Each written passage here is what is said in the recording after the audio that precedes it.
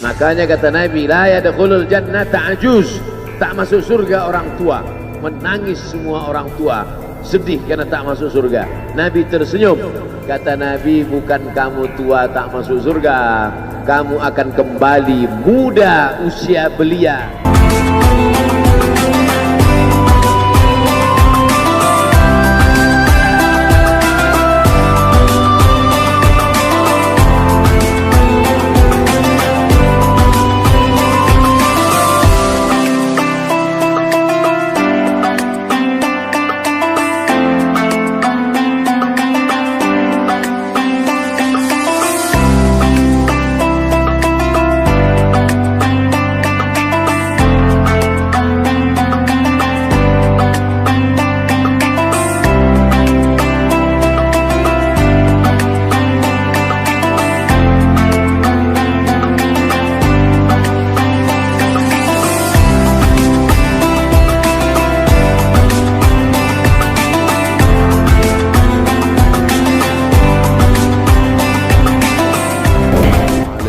Warahmatullahi wabarakatuh.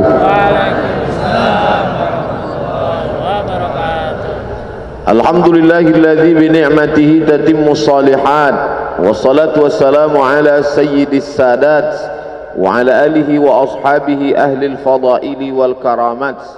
Subhanaka la ilma lana illa ma 'allamtana innaka antal alimul hakim.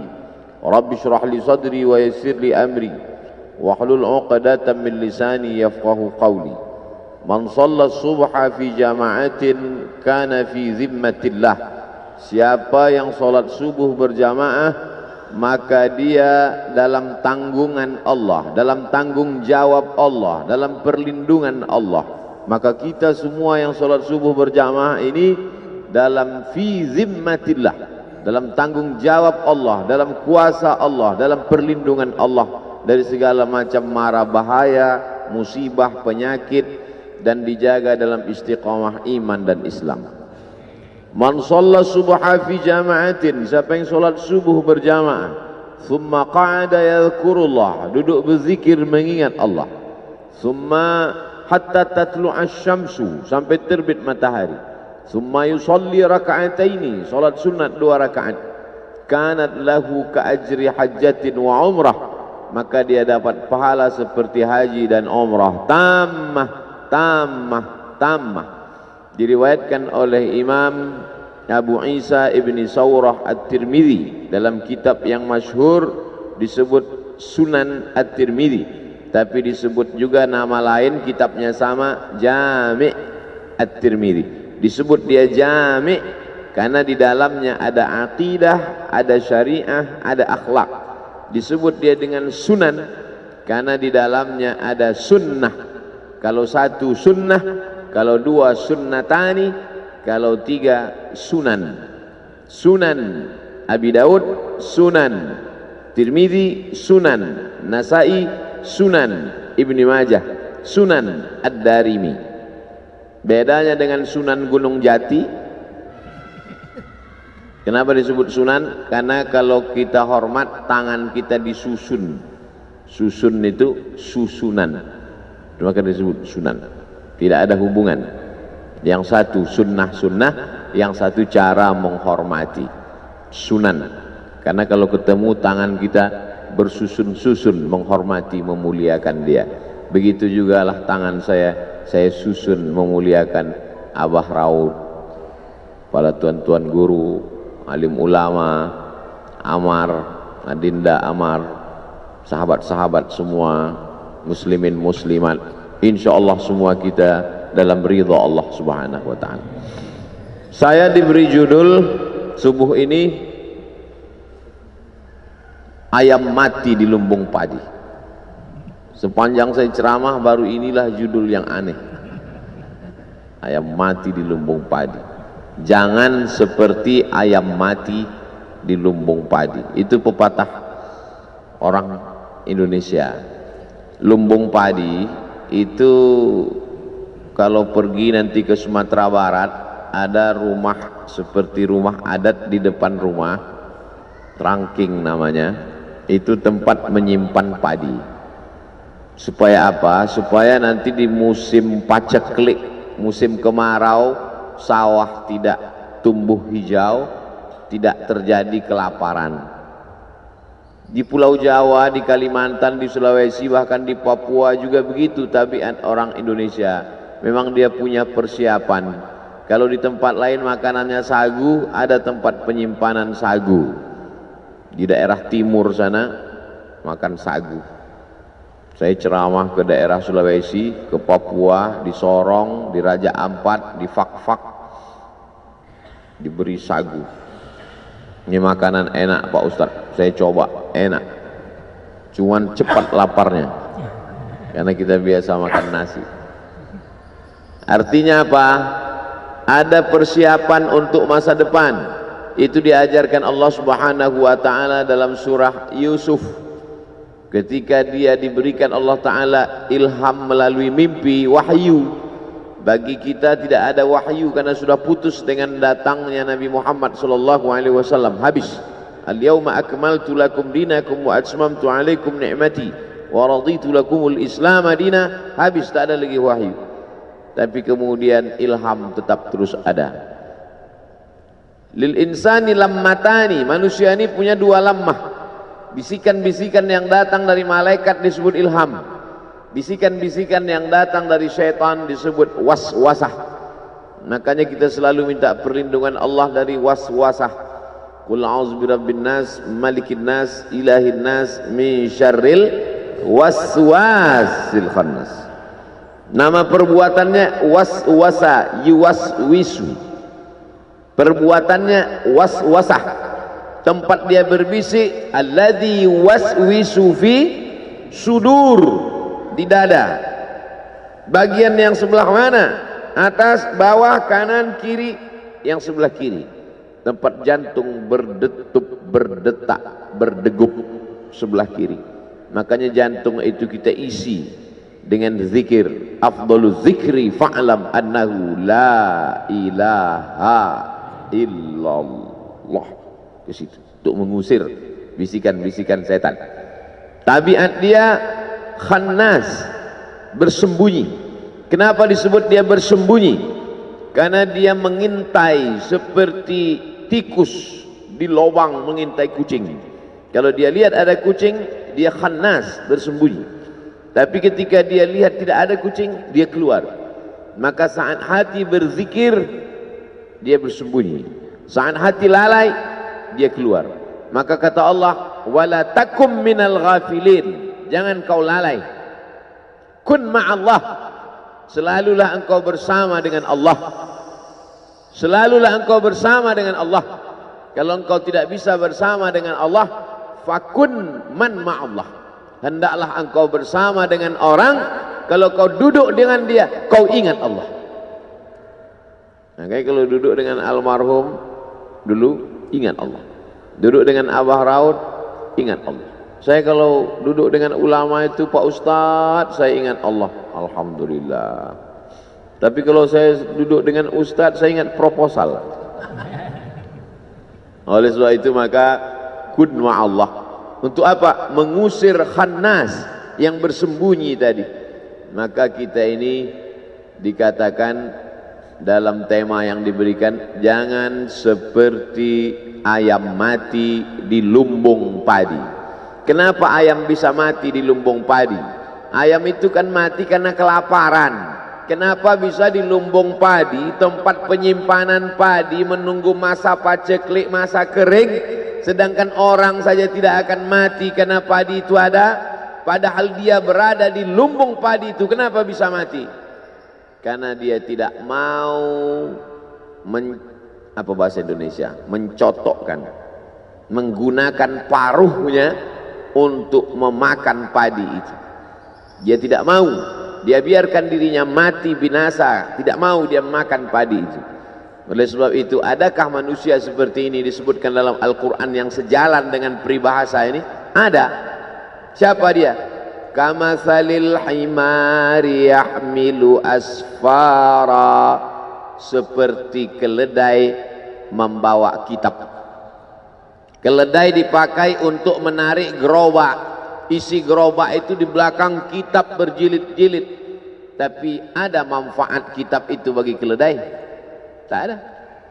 Jadi kalau dalam peribahasa kita dipakai ayam, di Mesir, di Arab yang dipakai keledai. Keledai selalu dipakai untuk konotasi negatif yang jelek-jelek. Suara, inna angkaral aswati la sautul hamir. Suara yang paling jelek adalah suara keledai. Gimana sih suara keledai Pak Ustadz? Tulis aja di YouTube sautul hamir. Tulis di sautul hamir. Jangan sekarang, nanti habis pengajian. Untuk rumah yang paling jelek, la baitul ankabut. Janganlah jadi rumah yang paling rapuh. Rumah yang paling kokoh kelihatannya adalah laba-laba, rumahnya Spiderman. Tapi itulah rumah yang paling rapuh. Kenapa? Karena membangunnya susah, menarik getah kayu, disusun demikian indah cantik berangkai, tapi kemudian sekali tarik saja hancur. Perumpamaan rumah paling jelek, laba-laba. Perumpamaan suara paling buruk, keledai. Dan dalam peribahasa kita pun, jangan sampai keledai jatuh 2 kali di lubang yang sama. Sebuah perumpamaan. Maka sesungguhnya yang kita pahami bukan bunyi teksnya, bukan kalimatnya, bukan hewan yang dipilih apakah ayam atau keledai, tapi yang diambil di situ adalah tidak mengambil manfaat. Sebagaimana ayam tidak mengambil manfaat dari padi, padahal sebenarnya padi bisa mengenyangkan dia, menyelamatkan nyawanya, bisa hidup panjang tidak kelaparan, maka keledai juga tak mengambil manfaat dari kitab-kitab, buku-buku yang dia bawa. 1 gerobak, 3 kereta keledai di belakang, tak ada manfaatnya. Kamatsalil himari yahmilu asfara.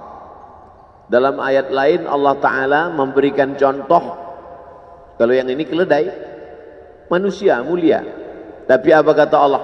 Walau syi'na la rafa'nahu biha. Kalau kami mau, kami sudah lama angkat derajatnya. Walakinnahu akhlada ilal ardi. Tapi dia tidak mau naik ke atas, dia lebih memilih jatuh ke bawah. Wattaba' hawah, diperturutkannya hawa nafsunya. Famathaluhu, ini lebih tinggi lagi. Famathaluhu kamathalil kalb. Perumpamaan dia kata Allah seperti seekor kalb, dog, anjing. In tahmil alaihi yalhas atau tatrukhu yalhas. Anjing kalau kau ambil batu mau kau lempar, dia tetap juga menjulurkan lidahnya. Dan andai kau diam, tetap juga dia menjulurkan lidahnya. Tapi tidak selamanya anjing disebutkan dalam perumpamaan yang jelek. Ada satu ayat disebutkan anjing beberapa kali ketika anjing bersahabat dengan ashabul kahfi. Apa maknanya? Anjing sekalipun najis mughalladhah, kalau dia jilat idza walagal kalbu fi ina'i ahadikum, kalau ada seekor anjing menjulurkan lidahnya ke dalam bejana tempat air kamu, fa ahriquhu, tumpahkan air itu semuanya habis. Basuh bejana tempat air itu dengan 7 kali. 1 kali dengan air bercampur tanah, 6 kali dengan air suci yang mensucikan. Tahir mutahhir, suci lagi mensucikan. Apa maknanya? Anjing yang najis, yang kotor, tapi kalau dia dekat dengan orang soleh, disebutkan Allah Subhanahu wa ta'ala beberapa kali dalam Al-Quran. Kalau anjing saja bisa dimuliakan sedemikian rupa, apalagi makhluk yang mulia. Ada saatnya manusia ini begitu hebat, begitu tinggi, maka kata Allah Subhanahu wa ta'ala, wa idh qulna lil malaikati, kami perintahkan kepada seluruh malaikat, usjudu li Adam, sujud kepada Adam. Fasajadu, sujud semuanya, illa iblis, kecuali satu, makhluk yang hina, warnanya hitam, terbuat dari tanah busuk bau, rendah diinjak tapak kaki, tapi begitu ditiupkan Allah, fanafakhtu fihi min ruhi, aku tiupkan ruh ke dalamnya, apa yang terjadi?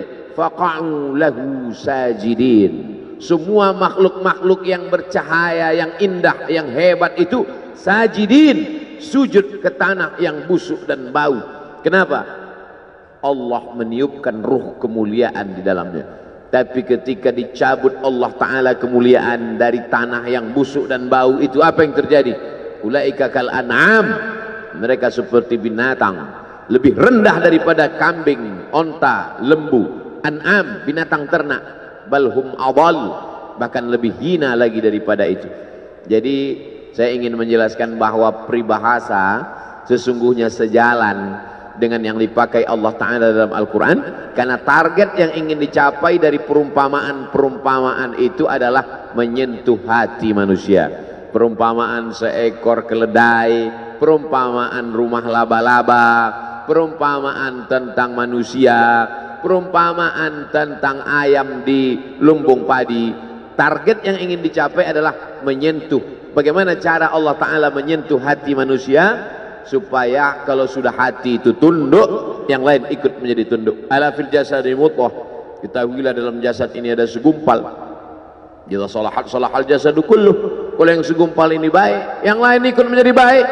Wa idza fasadal, wa idza salahat, kalau dia baik, salahal jasadu kulluh. Wa idza fasadat, kalau dia rusak, fasadal jasadu kulluh. Ala wahyal qalb, itulah dia hati. Maka hati ini diperbaiki. Di mana letak memperbaiki hati? Satu Indonesia ini orang datang kemari untuk memperbaiki hati. Disinilah lumbung padi itu, disinilah lumbung zikir itu, disinilah lumbung ilmu itu, disinilah tempat para penghafal Quran itu, disinilah tempat wali-wali Allah berkumpul. Tiba-tiba ada ayam kelaparan di lumbung padi. Pagi ini Abdul Somad datang kemari untuk mencari padi-padi, karena jiwa yang kering, hati yang kosong hampa, berkumpul bersama orang-orang soleh. Idza marartum biriyadil jannah farta'u, kalau kamu lewat di taman surga, kalau kamu lewat mampir singgah melalui taman surga, farta'u, makan minumlah kamu di taman itu. Kata sahabat, mana ada taman surga di dunia ya Rasulullah? Taman surga itu kan di akhirat. Kata Rasulullah, ada taman surga di dunia. Apa itu? Majalisul zikri, majelis zikir. Jangan sampai ayam mati di lumbung padi. Padi materi, benda, bisa mengenyangkan lambung ayam. Tapi yang kita maksud di sini kiasan bukan padi materi beras, bukan jagung, bukan sagu, bukan beras. Yang dimaksud apa? Yang mengenyangkan spiritual kita.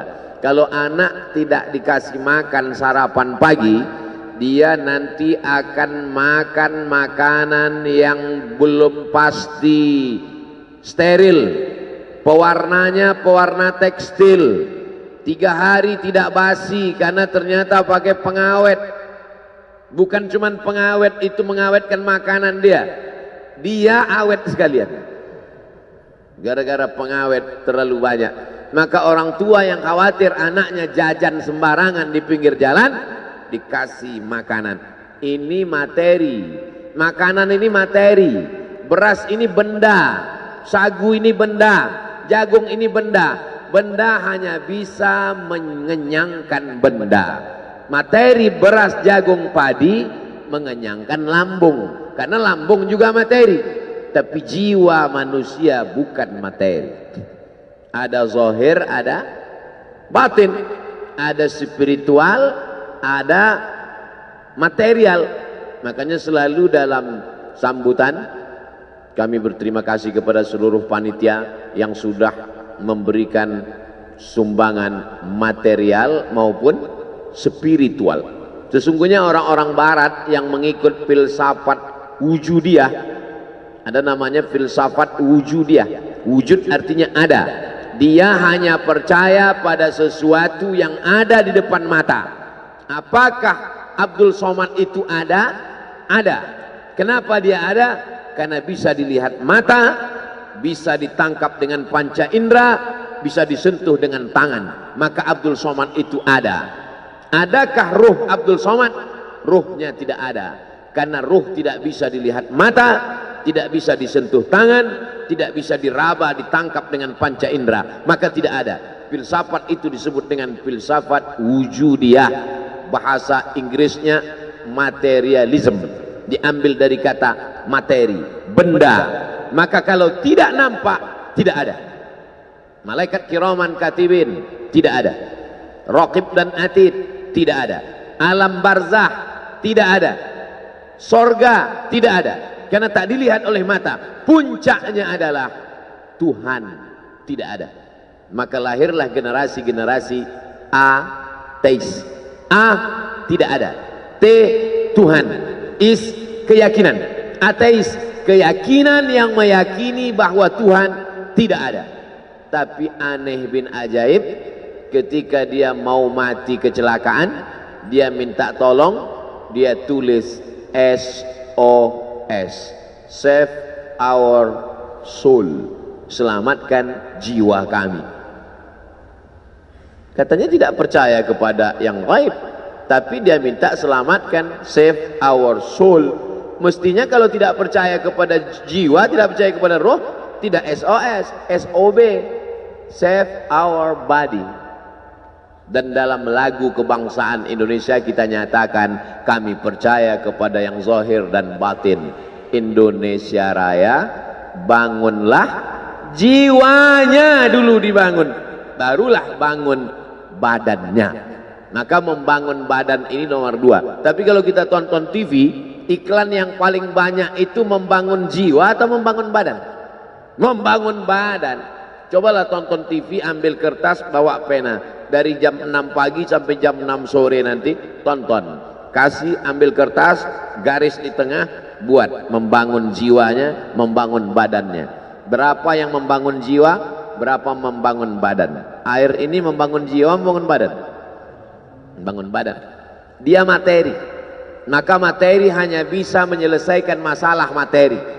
Masalah materi mana yang mau diselesaikan dengan materi ini? Materi ini. Materi mana yang bisa diselesaikan dengan sarapan? Materi lambung.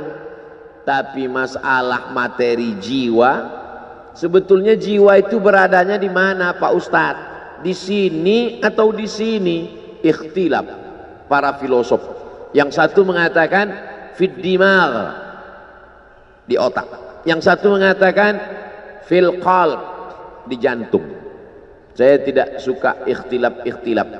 Karena kata Nabi, kata Allah dalam Al-Quran, kata Nabi dalam hadis, la takhtalifu fakhtalafat qulubukum. Jangan kamu ikhtilaf, nanti hati kamu ikut menjadi ikhtilaf. Saya mengkombinasikan aja antara dua pendapat ini. Berawal dari jantung naik ke otak. Jadi kalau ada mengatakan, sebetulnya kita saat berpikir itu di mana? Di sini atau di sini? Am ala qulubin afala yatadabbaruna al-Qur'an. Mengapa mereka tidak merenungkan Al-Quran? Am ala qulubin aqfaluha, atau hati mereka terkunci? Kalau begitu, berpikir itu di hati katanya. Ini dalil mereka yang mengatakan bahwa letaknya itu yang gaib itu letaknya di hati. Dan banyak sekali hadis-hadis mengatakan di hati. Tapi banyak orang selalu mengatakan, marilah kita berpikir. Pernah nggak orang ngomong, marilah kita berpikir? Think, marilah kita berpikir. Lalu saya temukan ada pendapat yang mengkombinasikan antara duanya. Kata dia berawal dari jantung, dari kemudian naik ke otak. Sesuai dengan para dokter ahli medis kita juga berkata demikian. Berawal dari degup, detak, hembusan darah di jantung, dari jantung lalu kemudian dia menyembur ke otak. Otak ini disegarkan, lalu dari otak turun ke mata, dari otak ke tangan.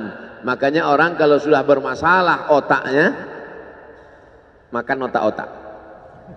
Kalau sudah bermasalah di otak, akhirnya bermasalah di lain.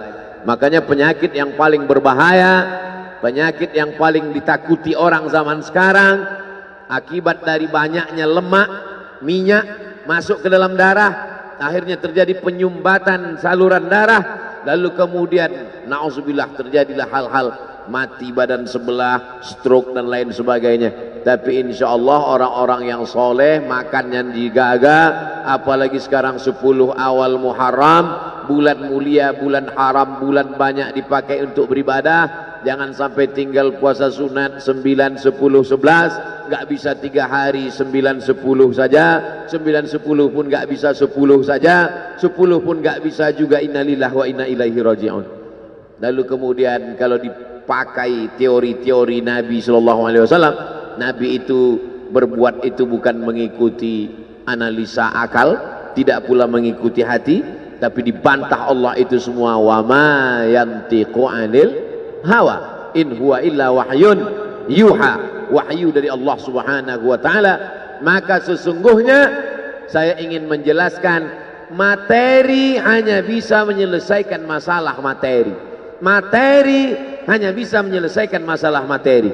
Sedangkan yang dimaksud dengan non materi, membaca Quran, zikir, duduk dengan orang-orang soleh, pengajian, tasbih, tahmid, takbir, solawat, majelis ilmu, itu adalah menyelesaikan non materi. Makanya kita Islam ini diajarkan keseimbangan. Jangan kau angkat suaramu tinggi-tinggi. La tarfa'u aswatakum fawqa sautin nabi. Jangan kau angkat suaramu melebihi suara Nabi. Orang Arab Badui yang tidak sopan meninggikan suara di depan Nabi. Turun ayat, la tarfa'u aswatakum fawqa sautin nabi. Maka kata Allah Ta'ala yang paling baik itu pertengahan. La tajhar bi salatika. Jangan kau jaharkan doamu terlalu melambung melengking. Wala tukhafit biha. Jangan pula kau khafi sampai tak terdengar. Wabtaghi baina dzalika sabila. Tapi carilah jalan tengah.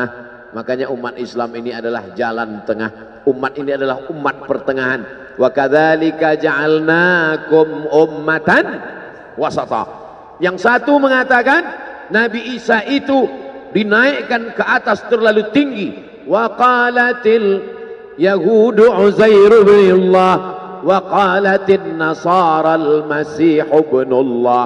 Al-Masih anak Allah, terlalu tinggi. Yang satu pula Yahudi mengatakan Isa anak zina. Mereka tuduh Maria berzina dengan Joseph si tukang kayu. Anak zina, jatuh ke bawah, rendah, hina. Maka abuki imra'a sau'in, bapakmu bukan preman, orang jahat. Wa makanat ummuki baghiyah, ibumu bukan baghiyah, wanita tuna susila. Datang orang Yahudi menemui Maryam yang baru saja melahirkan anak. Makanan qasiyah, dia tidak tahan mendengar buli-buli. Mengapa dia punya anak tanpa suami? Kenapa dia bisa hamil? Membuli. Habis dia dibuli, akhirnya dia pergi mengasingkan diri. Makanan qasiyah, di tempat yang jauh dari Palestina. Nah, jadi di antara yang suka membuli ini Yahudi. Jadi kalau ada suka membuli ini otak-otak Yahudi. Maka larilah Maryam. Jadi kalau mau belajar dari bagaimana Maryam dibuli orang, bagaimana cara dia, pergi lari. Kita sekarang kalau dibuli orang nggak perlu lari, cukup matikan handphone. Lalu kemudian dasar pembuli, orang sudah lari, ternyata mereka datang ke sana. Mereka datangi langsung. Apa kata mereka? Makanat abuki, makana abuki mura'a sau'in, bapakmu bukan orang jahat. Wa makanat ummuki baghiyah, ibumu bukan wanita tuna susila. Titik. Kalau ayat itu dilanjutkan tidak layak menjadi kitab suci. Bapakmu bukan preman tengik, ibumu bukan wanita tuna susila. Kalau dilanjutkan, mengapa kau punya anak hasil zina? Apa yang dilakukan Maryam? Tarkul jawabi alal jahili jawabun. Tidak menjawab orang yang jahil, itulah jawabannya. Tidak menjawab orang jahil, itulah jawabannya. Apa yang dilakukan Maryam? Fa asyarat ilaih. Maryam cukup menunjuk anaknya. Isa yang terbaring, sesosok bayi. Fa asyarat ilaih. Maryam menunjuk anak. Kata Maryam, bayangkan tiba-tiba kalau datang orang sedang membuli. Kenapa kamu bisa hamil gak punya suami? Bapakmu bukan orang jahat, ibumu juga bukan wanita tuna susila. Kenapa kamu bisa punya anak haram? Oh, makin marah dia. Apa kata mereka? Kaifa nukallimu man kana fil mahdi sabiyya? Kaifa nukallimu man kana fil mahdi sabiyya? Kamu suruh kami bicara dengan anak kecil ini. Bagaimana kami bisa bicara dengan anak ini? Disitulah Allah Ta'ala menunjukkan mukjizatnya. Seimbang antara zahir dan batin. Yang dilakukan oleh Maryam itu adalah zahir, menunjuk anak. Tapi yang dilakukan Allah adalah batin. Islam mengajarkan seimbang antara zahir dan batin. Jangan orang hanya batin saja. Innallaha la yanzuru ila ajsamikum. Allah tidak melihat bentuk fisik tubuh kamu. Wala ila suwarikum. Allah tak melihat rupa wajah kamu. Walakin yanzuru ila qulubikum. Yang dilihat Allah itu batin kamu. Gara-gara ini santri-santri tak mandi pagi. Kamu kenapa matanya? Allah hanya melihat hati kita, Pak Ustaz. Makanya ketika bercermin kita diajarkan Allahumma kama hassanta khalqi wa hassin khuluqi. Makanya di Az-Zikra yang zahir ada, yang batin ada. Merugilah orang yang berada di Jakarta, Jabodetabek, Jakarta, Bogor, Depok, Tangerang, Bekasi. Mereka adalah ayam-ayam mati di lumbung padi. Yang dari Sumatera selamat karena nyebrang pulau. Kalau mau datang kemari rapid test dulu. Bukan sembarang. Nih, masih ada bekasnya. Saya selamat. Saya tidak termasuk ayam mati di lumbung padi karena lumbungnya jauh. Tapi yang ada di sekitar Jabodetabek, Lampung agak kena juga karena dekat kemari. Dulu seingat saya berbis-bis datang kemari. Lalu kemudian yang lebih dekat lagi Bogor, yang lebih dekat lagi sekitar ini. Maka ini akan ditanya, la tus'alunna yauma idzin anin na'im. Kamu ditanya, nikmat terbesar adalah bisa tinggal di dekat Az-Zikra. Nikmat terbesar, tapi tidak ada nikmat yang sia-sia. Afa khalaqnakum abatha? Apakah kami ciptakan kamu sia-sia? Aku beri engkau nyawa, aku titipkan roh di dalam jasadmu, kuberikan ku kesempatan tinggal di dekat Az-Zikra. Tapi kenapa kau menjadi ayam yang mati di lumbung padi? Perutnya mungkin kenyang, tenggorokannya mungkin tenang, matanya mungkin lapang, tidurnya lelap, tapi jiwa kosong hampa. Akibat apa? Akibat tidak diisi dengan zikir, tidak diisi dengan baca Quran, tidak diisi dengan muhasabah, tidak diisi dengan meneteskan air mata, tidak diisi dengan duduk bersama ulama, tidak diisi dengan sholat berjamaah, tidak diisi dengan kajian-kajian. Sesungguhnya setiap kita datang ke dunia ini sudah membawa benih. Tidak ada yang lahir ke dunia ini kosong hampa. Jadi kalau ada bapak-bapak yang diceramahi oleh orang motivator atau siapapun dia, mari isi anak kita dengan Islam, mari isi anak kita dengan iman. Tidak begitu guys. Kita lahir ke dunia ini bukan dalam keadaan kosong. Kita lahir sudah membawa iman. Mana dalilnya? A'udzubillahi minasyaitonir rajim. Wa idz akhadha rabbuka min bani Adama. Ingatlah ketika Allah mengambil persaksian dari seluruh anak cucu keturunan Adam. Wa ashhadahum. Allah mengambil persaksian. Ashhada yushhidu. Ashhadahum ala anfusihim. Ketika itu Allah bertanya, alastu bi rabbikum? Bukankah aku ini Rabb kamu? Semua kita waktu itu menjawab, bala syahidna. Ya, engkau adalah Rabb kami ya Allah. Setelah kita diisi, barulah kita masuk ke dalam rahim ibu kita, barulah turun ke bumi, barulah datang kemari.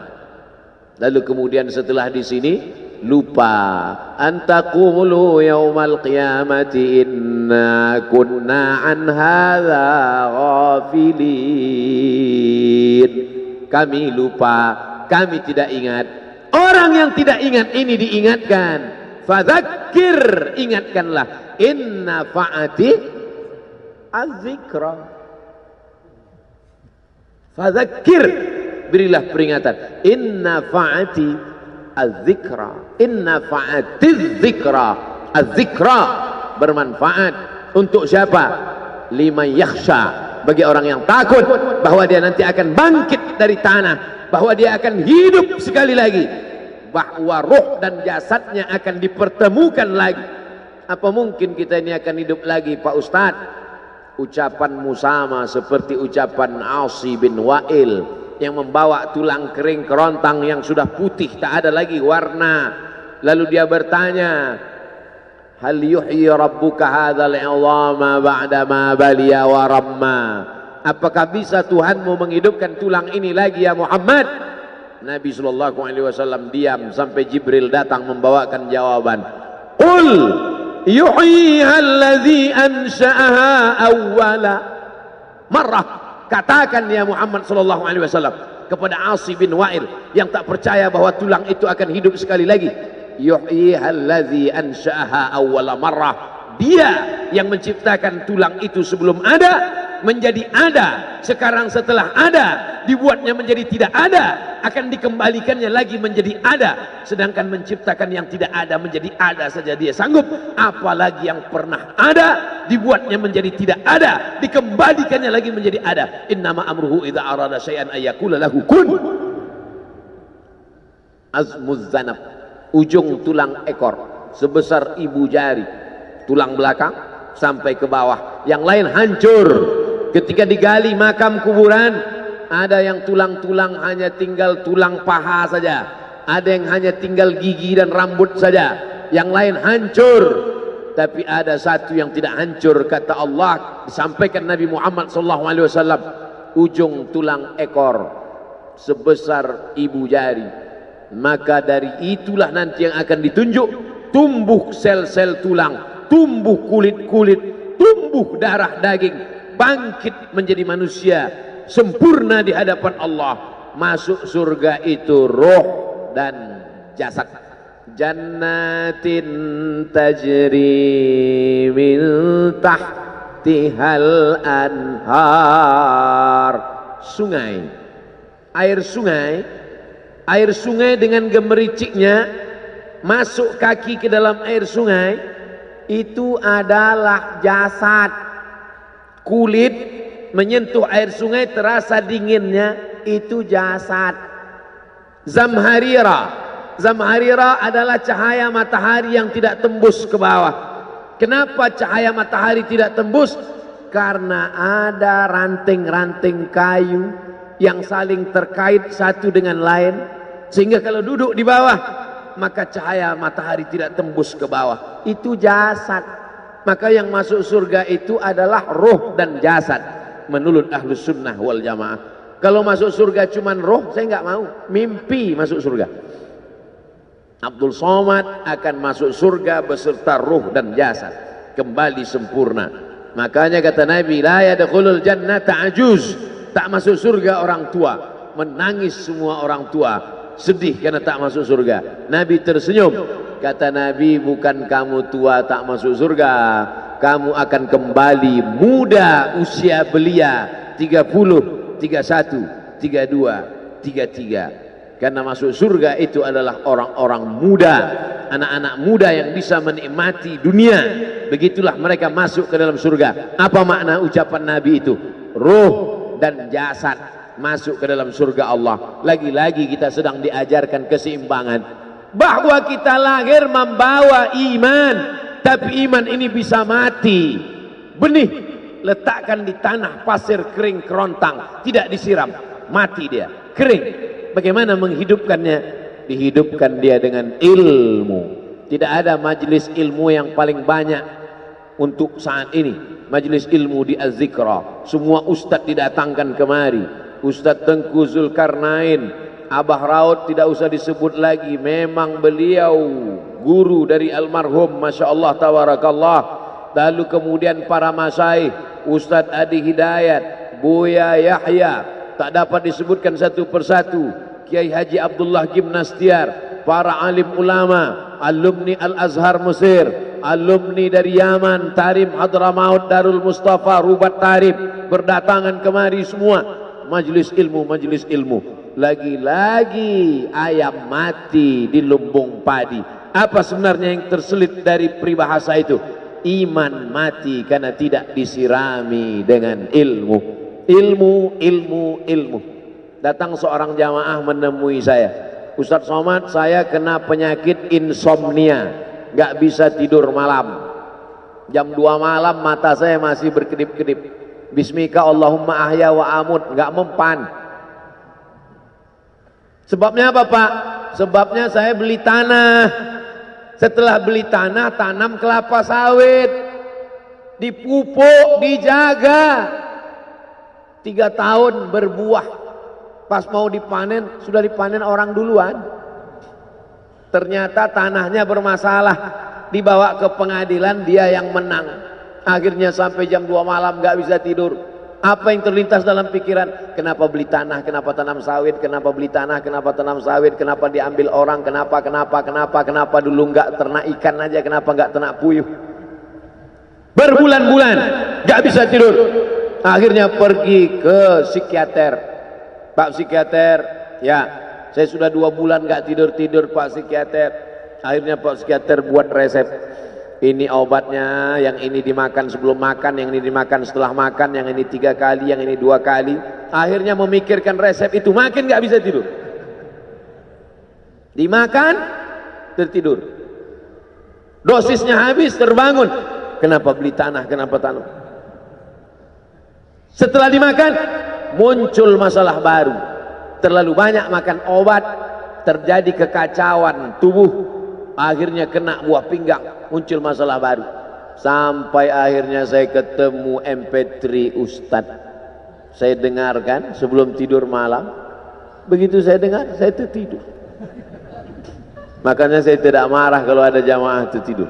Itu menunjukkan jiwanya tenang. Karena dia tidak kena penyakit insomnia. Orang Amerika, orang Eropa, mobilnya mewah, apartemennya cantik, rumahnya megah, duitnya banyak, dolarnya bejibun, gak bisa tidur karena masalah hidup dunia. Kita naik angkot kelewatan gang. Itu menunjukkan apa? Di mana letak ketenangan itu? Huwallazi anzalas sakinata fi qulubil mu'minin. Dia yang menurunkan ketenangan ke dalam hati orang yang beriman. Oleh sebab itu maka iman ini mesti disiram dengan ilmu. Majelis ilmu adalah majelis zikir. Majelis ilmu adalah majelis turunnya rahmat dan barakah. Majtama'a qaumun fi baitin min buyutillah. Sekelompok orang berkumpul di rumah Allah. Yatsluna kitab Allah, membaca ayat-ayat Allah. Wa yatadarasunahu fima bainahum, mengkaji isinya. Nazalat alaihimus sakinah, turun ketenangan. Wasyat bihimur rahmah, turun rahmat kasih sayang Allah. Haffat bihimul malaikah, dikelilingi oleh para malaikat.